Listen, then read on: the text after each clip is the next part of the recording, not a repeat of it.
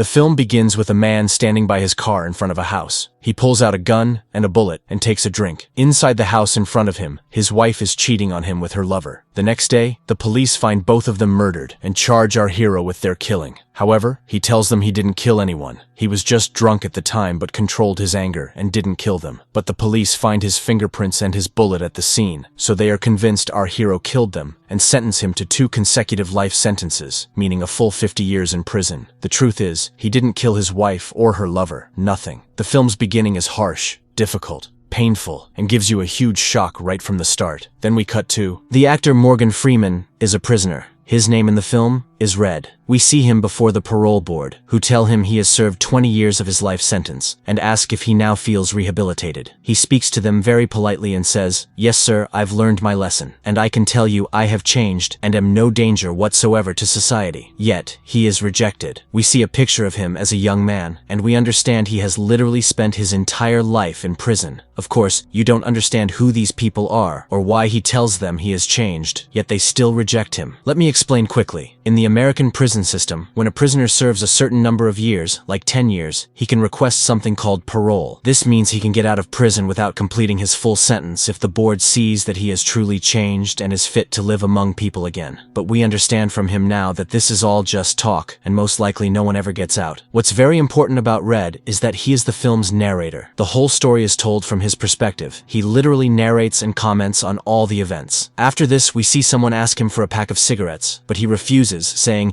"You owe me 5 packs, so get out of here." Then he tells us that the prison's go-to guy is the person who can get you anything you want inside. Suddenly, we hear a loud whistle, and the year is 1947. Andy Dufresne arrives, a man who was the vice president of a huge bank with a great life. Injustice sentenced him to 50 years in prison. Along with the other new prisoners heading to Shawshank State Penitentiary, they enter the prison. The prisoners are jeering. Red stands and watches from afar. The new prisoners get off. The inmates here aren't cheering to encourage them. They're scaring them, calling them fresh fish. At the same time, Red and his friends are each betting cigarettes on which new prisoner will break down first. Red bets on our hero, Andy, while another guy bets on the fat one. You'll now find out what they're betting on. The prisoners line up, and we are introduced to new, very important characters. The first is the head guard, Captain Hadley. Then this person is the warden, Samuel Norton. The first thing he says is, "You are convicts, you are here now," and tells them there are rules they must follow. The first rule with him is no blasphemy, the literal translation of no profanity in my house. He explains what he means. It's forbidden to use the name of the Lord, God, or anything religious in a disrespectful way inside the prison. At the same time, you'll notice he has a cross pinned to his suit. He then says they'll discover the rest of the rules over time. What we should first note is that this man is a religious Christian, which is very, very important. A prisoner asks him, "When do we eat?" The warden looks at the head guard, who immediately goes and hits the prisoner, saying, "Listen up, you little maggot. You eat when we say you eat. You piss when we say you piss." He keeps hitting him. The warden continues, saying he believes in only 2 things, discipline and the Bible, and that each of them will receive a Bible. Trust in the Lord, but you're in my house now. Welcome to Shawshank. The first thing they do is hose Andy down and spray him with disinfectant, the hope stuff. Red, while narrating the story, tells us the first day is the hardest because of the very bad treatment, and because when you enter your cell and the door slams shut, that's when you understand you are now truly imprisoned, that your past life and freedom are over. Most new prisoners go insane from the first day, and inevitably, one of them breaks down and cries like a child. This was the bet they were making earlier. Which new prisoner will cry and break down like a child? Here, the veteran prisoners come out of their holes. The guy who bet on the fat one, who was already crying, scares him. The poor guy breaks down like a child, crying and screaming. Our guy laughs, and the other prisoners laugh, saying our guy won the bet. The head guard enters at the sound of the commotion. The fat man is still crying until now and says, "Get me out of here.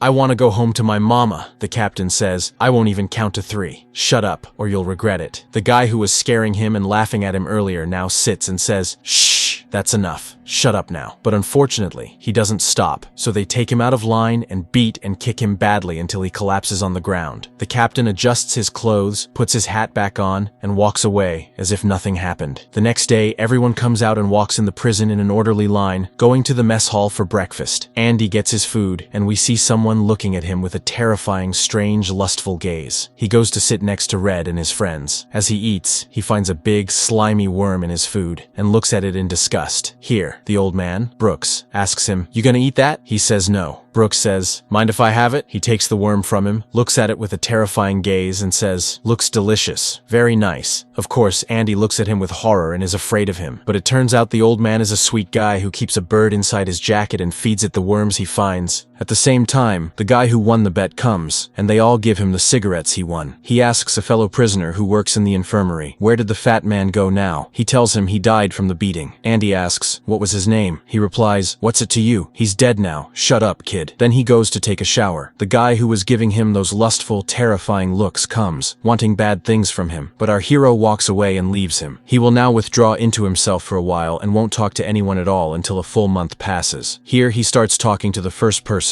Red himself. He starts by introducing himself. "My name is Andy Dufresne." Red tells him that all the inmates have gotten the idea that he's arrogant and condescending and asks him, "The bank that killed your wife? Why'd you do that?" "Here," he says, "I didn't kill her if you want to know." Red says, "Everyone in here is innocent too." He asks his friend, "Why are you here?" He says, "My lawyer screwed me over," meaning as a figure of speech that all prisoners say they're innocent. Anyway, Andy says, "I know you're a man who can get anything inside the prison." He says he wants a rock hammer. Red is shocked and asks, "What for? What is it?" He continues, saying normally he wouldn't ask questions like that, but something like this could be used to break the skulls of inmates here. Andy explains that he is very interested in rocks and has a strange hobby. He loves carving rocks and collecting them, and he wants to continue his hobby here inside the prison. He has no enemies to use it for bad purposes. Red laughs and says, "Wait a minute, because the sisters have taken a liking to you. Those are the people who were giving him strange looks, the prison's perverts." He warns him to be careful because they might do something to him. Our hero says, "Don't worry, I won't use the pickaxe for anything." Red says, "Then you must want to dig a tunnel and escape with it." Our hero laughs and says, "You'll understand everything when you see it." Red is convinced, looks at him, laughs, and says, "Andy is a very strange person because he is calm and walks in the prison yard, and even when he walked, he used to just stroll on the ground as if he had no worries, like he was walking in a park." The pickaxe arrives. Red gives it to him wrapped in 2 packs of cigarettes and takes them. He goes to his cell, opens it, and understands why Red was laughing. He says, "You'd need 600 years at least to dig a tunnel with this cute little thing." He then gives it to old man Brooks along with a pack of cigarettes, who then gives it to Andy the next day. He goes to work in the laundry. They tell him to go get something, but he finds, waiting for him is the united team of perverts. Andy is worried and prepares to defend himself, but unfortunately, they attack him, gang up on him, and he struggles, but they beat and kick him badly. Red tells us he wished he could say Andy managed to fight them off, win, and escape from them without anything happening to him. But prison in reality isn't a fantasy story. It's the real world. Things continue with the same routine, and Andy himself keeps showing up with new wounds and bruises visible on his face. Sometimes he could actually resist them and escape, and other times, unfortunately, he couldn't. This situation lasted for 2 difficult years that passed for him inside the prison, to the point that Red tells us Andy was close to losing his mind completely until something happened that would change everything. The warden tells them there is new work. One of the factory roofs needs renovation, and they need volunteers to go work there. Of course, everyone applies because this way they can get outside the prison. Red goes to bribe the guards with packs of cigarettes to choose him and his friends. Andy also meets up with them when they go to work. While working, they hear Captain Hadley, the head guard, talking about how a lawyer contacted him saying his brother died. The other guards say, "Really? God's will be done. Sorry," and such talk. But he says, "No, it's not important. Damn it." The point here is that his brother died and left a huge fortune, from which the captain will get $35,000, but at the same time, you can see he's upset. They ask him, "Why are you upset?" Here he tells them, "You idiots, you fools, you asses, the taxes will screw me and take all the money I have." At the same time, Andy was standing, watching and listening. Red says to him, "Are you crazy or what? Look ahead, work." And the captain keeps yelling about the taxes. Here, Andy decides to intervene and approaches him. Of course, they quickly point their guns at him, but here Andy decides to say the stupidest thing anyone could possibly say in the world. He says to the crazy, murderous captain right to his face, "Do you trust your wife?" The captain stands up, pulls out his nightstick, gets close to him, and says some very rude things, frankly. Andy replies with the second stupidest thing anyone could say. "I mean, could she betray you in the future?" Here, the captain has had enough, gets up, grabs him to throw him off the building. Andy quickly pleads and says, "I mean, if you're angry with your wife, you can protect all the money." He stops and says, "All the money? What are you saying?" Here, Andy explains to him that the government allows a gift to his wife, tax-free, up to $600,000. He can take the money he inherited from his brother and put it in his wife's name, and this way the taxes won't take anything from him, and he won't lose a single cent.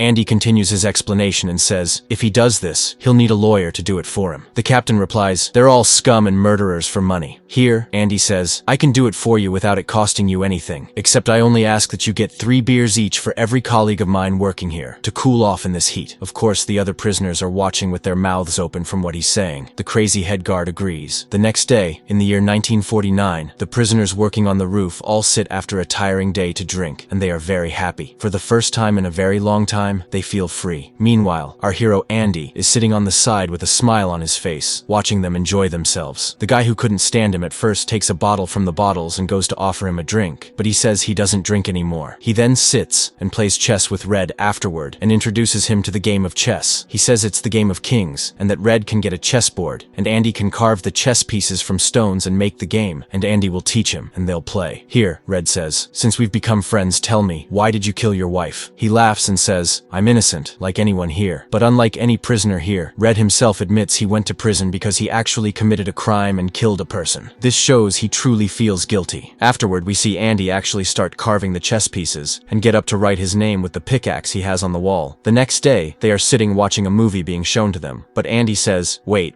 shut up now. The important scene is coming. As soon as the actress appears, they are all mesmerized, laugh, and whistle. Andy then asks Red for a poster of the same actress. He says, okay, give me a few weeks like this and I'll get it for you. Andy walks away, but they catch him again and take him to a room. Andy hits them, resists as usual, and tries to escape from them. But because this time he resisted more, they beat him very stupidly to the point that they send him to the infirmary for a whole month. At the same time, the guy who was trying to rape him is punished by being put in solitary confinement for a full week. After the week passes, they open his cell, and he's laughing, of course not in his right mind. He's happy, and returns to his cell. But we find the head guard waiting for him inside in the dark. Just a moment ago, I told you that the move Andy made with the captain would change everything. This move not only gave him new friends, but also made him important to the head guard and the guards themselves. Here, because the leader of the United Perverts almost killed Andy, the head guard decides to go down, kick, and beat him. And literally, the man is crawling, grabbing the bars and screaming, but the head guard with his nightstick drags him and continues on him. What happens now here, first, sends a message that no one in the entire prison should touch or lay a finger on Andy because he is now a very important person to the head guard. Second, the rapist, from the severe beating, will completely lose the ability to walk again, and they will transfer him to a distant hospital where he will spend the rest of his life, unable to eat except through a straw. Red and his friends decide to throw a small welcome party for Andy when he gets out of the infirmary. Indeed, afterward, they gather all the special rocks he wants for him, and at the same time, they also get him the poster he dreamed of. He returns to his cell, and his face, of course, you find he's injured from the beating and very upset, but he finds the poster waiting for him with a note written on it that it's a gift from them to him. After that, suddenly there is a surprise search of the cells. Our hero is sitting reading his Bible. The head guard enters, turns his cell upside down, and breaks everything as they search it. The warden enters, takes the Bible from him, and says he's very happy he's reading it. Here, it becomes clear why he did this entire search. He says to Andy, I heard you're good with numbers. The head guard finds that he has a harmonica, of course, and carved chess pieces, and the picture of the girl on the wall. The warden says, I can't approve of these things, but we can make an exception for you, of course. And he returns the Bible to him without opening it. I want you to remember with me, he didn't open the book. He then summons him to his office. As soon as Andy enters, he finds a verse from the Bible on the wall that says, His judgment cometh, and that right soon. We'll need this again in the future. The warden asks him, do you like working in the laundry? Andy replies and says, not at all. Here, he says, I have a job for an educated man like you. And he sends him to the library where the old man works. And he sees the giant crow, the chick that the old man was raising, but it grew up. The old man introduces Andy to the library work, but we find out something very strange. This old man has been working alone in the library for 40 years. So what new thing happened that they suddenly bring Andy to work with him? Here, suddenly they call for Andy, and the guard goes to him and says he wants to set up a donation box for his children's education. Andy asks the old man for paper and a pen, sets up the desk and chairs, and sits with him as if it's a bank consultation. We discover here that they put him in the library and gave him the job, and at the same time they protect him from anyone so they can use his banking knowledge for their benefit only. At the same time, he decides to take advantage of them too, and the first thing he tries is to expand the library and get new books in it. He goes to tell the warden, who says there's no budget for such talk. So Andy asks him to let him write letters and send them to the state senators themselves, asking them for some funding. The warden shuts him down, but Andy asks him if he would at least allow him to send them one letter a week, and surely they won't keep ignoring him forever. The warden agrees that he can send what he wants. Here, Andy starts writing a letter every week, sending it to the senators to fund and develop this library. He goes every week to find they haven't replied to him. At the same time, within just 1 month, Andy had done and fixed the tax paperwork for half of all the guards in the prison. And after a full year of work, he had done the paperwork for all the guards in the prison, including the warden himself. The year after that, literally, guards from other prisons were taking sports activities as an excuse to go to Andy to fix their tax paperwork, standing in line in front of him, each with their papers ready, standing respectfully, waiting their turn because he was so busy. He brought his friends to help him with the work. With all the passing years, he was still sending a letter every week because he wanted to fund this library. Suddenly, a man comes running quickly and says, "Hurry!" They go quickly to find the old man holding their friend with a knife to his neck, blindfolded. They try to negotiate with him calmly, because it's very strange. This old man is the kindest and gentlest person in the whole prison, but he suddenly is in a state of madness, crying and saying, "I'm going to kill him, and I have no other choice." Our hero intervenes and says, "I know you won't hurt him because he's your friend," and talks to him, saying, "Look at his neck, what have you done to it?" until he lets him go, and he collapses, crying. They go to see what's wrong with the poor, kind old man. This man says to them, "Well, I was about to die." Red says, "It doesn't matter what you did to reach this stage." "Here," he tells them, "I didn't do anything. I just came here to say goodbye to him because a release order was issued for him." Of course, they all don't understand why he's crying and breaking down because he's going to leave prison, to the point that he wants to commit another crime so he won't have to leave. Here, Red explains to us and tells us that this man has been here for 50 years in prison. Can you imagine? This man doesn't know what the outside world is like. The last time he saw the street was 50 years ago. No, he knows nothing but the walls surrounding him here, his library, and his friends here in prison. They are his family, and this is his life. I'm telling you, 50 years spent inside prison. At the same time, inside prison here, he is an important man, a librarian, an intellectual, a top-tier person. But outside prison, he is nothing. He is worse than nothing. He is an old, convicted ex-prisoner with arthritis in his hands that makes him unable to even lift anything heavy. You might not understand this topic, but Red tells them, the prison walls here, at first you'll hate them, but after a while you'll get used to them, and in the end, you'll depend on them. The old man, Brooks the poor guy, puts on a suit like this, takes his crow, Jake, and releases it, very sad to part with it. Old man Brooks goes out after saying goodbye to the guards and looks outside, sad and afraid, sitting in the car. His face tells you what he's feeling now. Afraid, guys, afraid, and terrified of the strange world outside. He writes a letter to his colleagues in prison, in which he says, imagine, he doesn't know about these cars, and is afraid of them, because he doesn't understand them. Once, when he was just a young man, he saw a car by chance, and it was a very rare and strange thing. But now, cars are everywhere. The world has developed very quickly for him. He stays in the dead, dilapidated, gloomy apartment, and works in a grocery store bagging items. His hands always hurt from the work, and the store manager can't stand him and treats him badly. When he leaves work, he sits and feeds the pigeons, very depressed, wishing the crow, Jake, would see him even by chance just once. He is alone, with no family or friends, in a world very strange to him, afraid, terrified to the point that he says every day he wakes up from sleep, startled, having nightmares that wake him up, waking up afraid and terrified, not comprehending where he is. He tells them, sometimes I think about taking the gun and robbing this store so they send me back to prison, but kill that manager as a bonus. In the end, the old man who spent 50 years of his life in prison decides his place is not here. He's tired of the constant fear and the loneliness he's in, and the world itself that he doesn't understand. He packs his bag, folds his clothes, puts on his suit, and checks himself out, knowing no one cares about an old man like him. He takes out his small hammer, goes to the table, writes something on the ceiling, and laughs, with a smile full of sadness. After that, he decides to end his story. We see afterward that he wrote, Brooks was here, to commemorate his memory, so anyone who enters this apartment will know an old man lived here. Andy and Red read the letter, and Red holds back his tear. After that, suddenly Andy finds that Captain Hadley is yelling, and it turns out the state senators finally replied to him with a letter. They tell him in it that because of your constant pestering and persistent request, they sent him a check for $200, and besides that, a large collection of used books and magazines. And they tell him in the last letter, we now consider the matter closed, so please, please, stop sending us letters. Sending us. The guard himself is very happy for Andy. After literally 6 years of sending a letter every week until they got fed up with his persistence, they sent him what he wanted. But he decides here to send them 2 letters a week from now on to make them fund and enlarge his library and expand it. The guard says to him, I'm going on an errand, meaning he's going to the bathroom. He finds among the books a record of opera music, and here he makes a crazy decision. He goes to play it and listen to it. And not only that, he goes and locks the bathroom door on the guard and the room door itself. itself and turns on the prison's public address system and puts it next to the music as it's playing. The guard, of course, wakes up startled, and all the prisoners are shocked. Those working stop working. Those sleeping wake up and stand, all listening to an Italian woman from the opera, singing with a very beautiful voice. Andy sits enchanted, happy, enjoying what he's hearing. Red tells us he doesn't understand what he was listening to now, and that he's sure that for a few moments like this, every man in Shawshank prison stood and listened and felt freedom, even if for a few moments. The warden comes, furious and angry, but Andy, instead of getting up to turn it off, gets up and turns the volume up even more. Here, Captain Hadley breaks the glass, and Andy gets beaten badly and is taken to solitary confinement for 2 full weeks. He returns with a beard, but they find him strangely happy, even though a day in solitary confinement is like a year. But he's happy because he heard beautiful music, and we learn that Red used to play the harmonica when he was young, but no longer had a use for it. Here, what I want you to pay attention to, because this scene is very important and shows you that Andy is different from all of them. He says to them, "You need music to remember that there are people outside. There's life outside the walls we live in." Here, Andy's difference and strangeness from them becomes clear, and not just in this scene. From the moment he entered prison, the first thing was that he used to walk on the ground like that, to his stance on the roof, to the library itself, to the music. Many, many things he is very different from them in. So where does this difference come from? Very simply, hope. Andy is the only one among them who has hope in life, but all of them lost hope a long time ago. And when he tells them that there is hope in life, Red replies and tells him that hope is a very dangerous thing. If you cling to it, it will drive you crazy, and it's better to let go of it. Andy says to him, like Brooks did, and here, Red gets upset and leaves. That's the idea. Brooks, what killed him was losing hope in life very early. Andy is different. Red feels he is between 2 lines, between losing hope and embracing hope. We find that he goes to appear before the board again. Now it's 30 years in prison for him, and Andy has been there 10 years. They ask him, "Do you feel you have been rehabilitated?" He is again very polite with them and tells them he has become a different person now and is no danger whatsoever to society. But he is rejected again as usual. Red continues in his loss of hope, but Andy brings him a harmonica as a gift, which in meaning is, don't lose hope yet. The harmonica here represents the hope Andy is trying to give him. After that, you see them lined up in the prison, and Andy appears with white hair, and he finds a gift from Red, also, for his 10 years in prison, a new poster of Marilyn Monroe. At the same time, Red is holding his harmonica and comes to play it, but he stops and refuses. This scene is very, very important because, first, as we said, the harmonica represents the hope Andy is trying to give him, but he now again refuses to embrace hope. In the year 1959, after Andy kept sending 2 letters every week and clinging to hope, they decided after getting fed up with him to respond and expand his library with larger funding. $500, a larger space, and new books. He himself organizes them, and his friends help him a great deal. He carves the name of Old Man Brooks and names the library after him to commemorate his memory, because as I said, he turned a small storage room into the best prison library in the entire state, with even music to listen to. Here, something very, very important happens that most people don't understand. The warden starts a new project, the Inside Out program. All the press comes to film and take pictures, and pictures appear everywhere. This program is simply that he made a very ingenious project to truly rehabilitate prisoners and for the state to benefit from them. He sends them to projects the state itself wants to do. Instead of prisoners sitting in their cells uselessly, he takes them and employs them for very little money in the community. This way, he kills many birds with one stone. But the truth is that this man of religion is the biggest hypocrite and devil in the whole world. All he was doing was employing these prisoners like slaves without real money or even insurance. At the same time, he would go to big companies and sign contracts with them to do projects for half the price they normally pay to any other contracting company. He takes his slaves and employs them literally for free and puts all that money in his pocket. At the same time, the other contracting companies also wanted work, so he went and took bribes from them to let them work on government projects while he withdraws from them. And here comes Andy's role, whom the warden will exploit for his great knowledge of the system and banks. He will make him launder his money, and from the very ugly things that show you he is a hypocrite, hiding behind the cloak of religion, he hangs on the wall a verse that says, "His judgment cometh, and that right soon." But behind that plaque, he hides the safe where he puts his illegal activities. Here, we see Andy explaining to Red how he converts all that dirty river of money into clean, shiny money. Red, of course, is amazed by what he did but asks him, "Aren't you bothered by what he's making you do?" He says he only does things related to banking. At the same time, these things allowed him to expand the library, get books, and even teach teach the young men and give them a diploma equivalent to high school. But suddenly, a whistle sounds, announcing the arrival of new people, which introduces us to the new character with us, the kid who looks like the singer Elvis. He was sentenced to 2 years for stealing televisions from a store, and the police caught him. A young guy who seems like a dumb bully, but he was very light-hearted, so they liked him immediately. It turns out the young guy, Tommy, has a wife and child outside prison, and he actually thought they might be thrown into the street. So he goes to our hero and talks to him, of course, with all politeness and respect, and says he wants to get the diploma equivalent to high school.